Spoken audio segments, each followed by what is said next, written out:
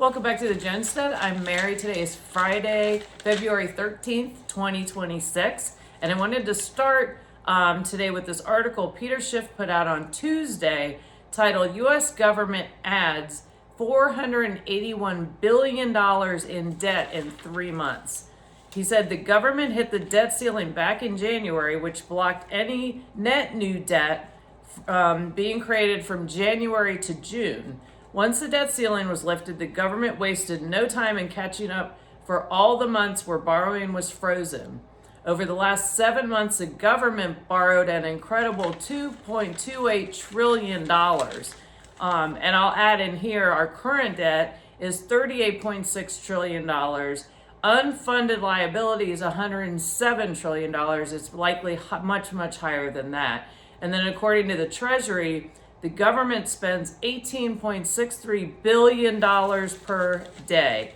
And Schiff goes on to say debt rolling over will be $600 billion higher in 2026 than it was in 2025. He wrapped up by saying many Fed officials and market pundits have called the current fiscal situation unsustainable. He said this is a gross understatement. The current fiscal situation is an absolute train wreck with no way out. And yesterday in the Wall Street Journal, it had an article titled Americans with Higher Incomes Are Starting to Fall Behind on Payments. And it said, while credit counseling agencies typically help lower income people restructure their debt and avoid bankruptcy, now people with higher incomes are seeking their help. Pardon me. The average client now makes $70,000, where before the pandemic, the average client seeking help, their income was $40,000.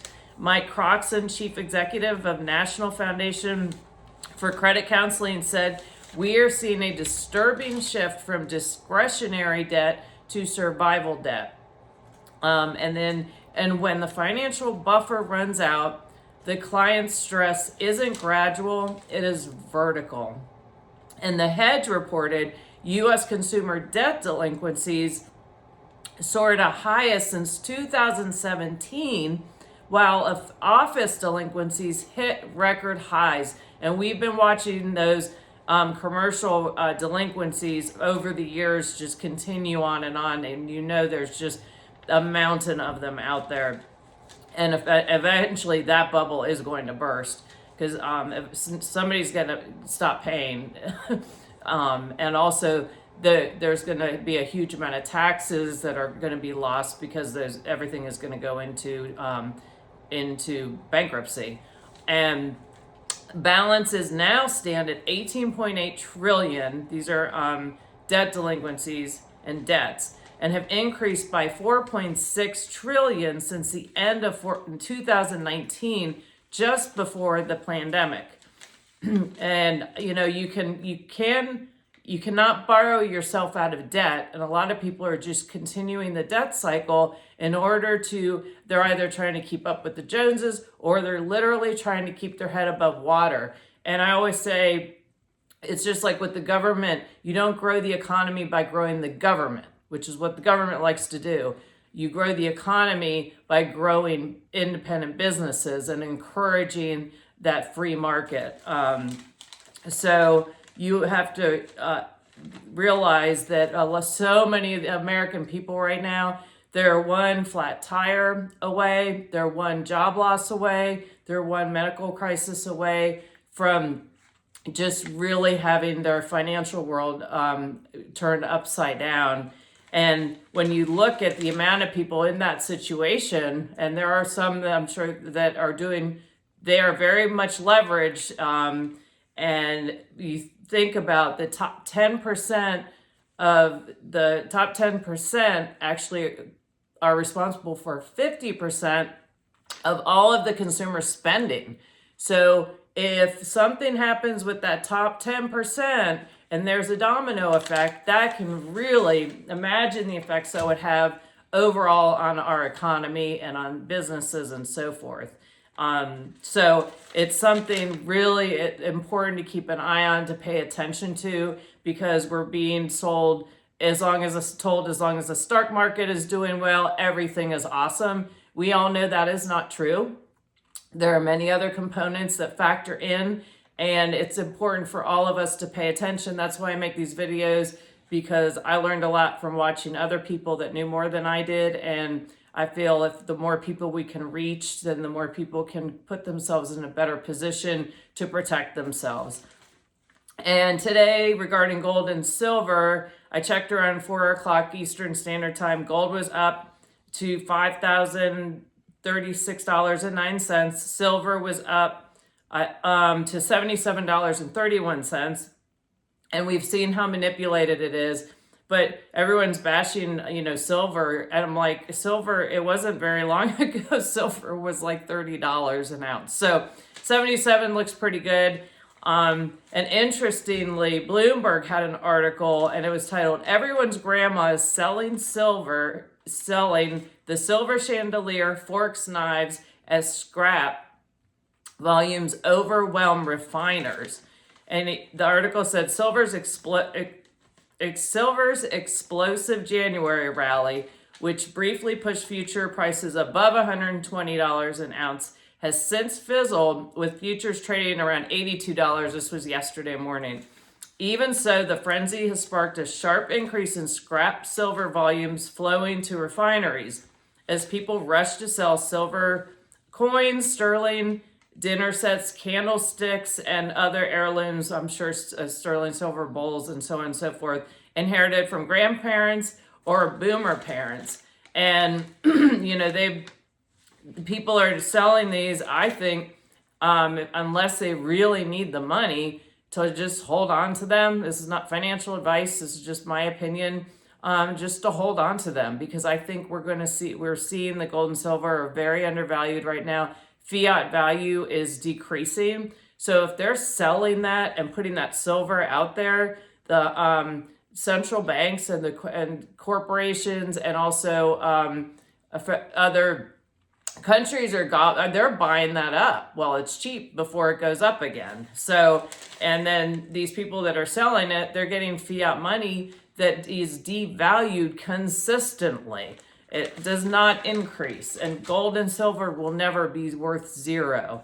And it went on to say the owner of gun and jewelry gallery of Boca Raton said the average check he is writing is around $8,000 to $10,000 range, and he said people are just coming in droves. And also, I think if everyone was doing so awesome and the economy was booming, people would not be throwing their family heirloom silver into a duffel bag and taking it to the local coin shop to sell it to get fiat money. But that's just my opinion. But as I'm reading these articles to you. People are struggling. It is clear. We have a very difficult economy. There are a lot of job layoffs going on. Some people, of course, are doing very well. But the majority we're seeing with inflation and everything, an erosion of the middle class. And we end up with a bifurcated society, which is not a healthy one at all. And we've also seen how very little the people in our government give a hoot about the American people, because what they are doing, if these hearings are having, those are complete and utter waste of time. All it is them getting a good soundbite. All they care about is, it seems that the stock market is going up, and that is their litmus test as to how everything is going in America. But now they're getting ready to shut down Department of Homeland Security because President Trump won't fire Kristi Noem. So the American people are just being used as pawns, as well as the employees of the federal government. And so it's just, these people are not serious. I don't know who it was, but one of the representatives basically saying that the the people that were born here in America are the biggest problem in America. So they don't stand for the American people. Something needs to change. And again, we're not seeing anyone being held accountable. We're seeing a whole bunch of theater around these files being released, and just a bunch of this. And quite frankly, I think we're all kind of fed up with it. And here's just an example of how irresponsible the government is with your money. And now this is California, so I know. But anyway, they have a Department of Government Efficiency that has just put out a report, and then in California they have a cannabis tax. Imagine that, and the tax is so that they can help prevent people from youth starting to go into drugs. Go figure. Well, guess what? They care so much about that the $370 million in cannabis tax revenue was misappropriated. I don't know if it was or not. It just was appropriated and diverted to fund left-wing political activists. So again, they're stealing your money. That we've seen it funneled out of Minnesota. We pay our taxes. Our government continues to send our money overseas. We're now sending our military overseas. And we have a United States of America that is quite demoralized. And I think there are a lot of people that you cannot let it get to you. You've got to keep your spirit up, because it is very frustrating watching what's going on right now and the lack of regard for the American people. So I will say watching the Olympics has actually been quite refreshing to watch the athletes.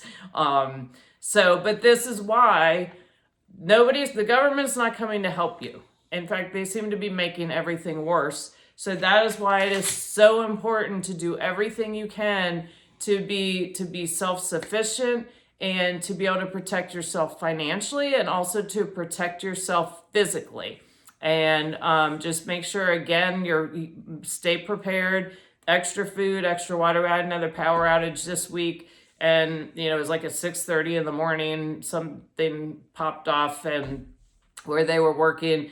And so again, thankfully I had water set aside because I didn't feel like messing around with the generator. But it was cold, and I had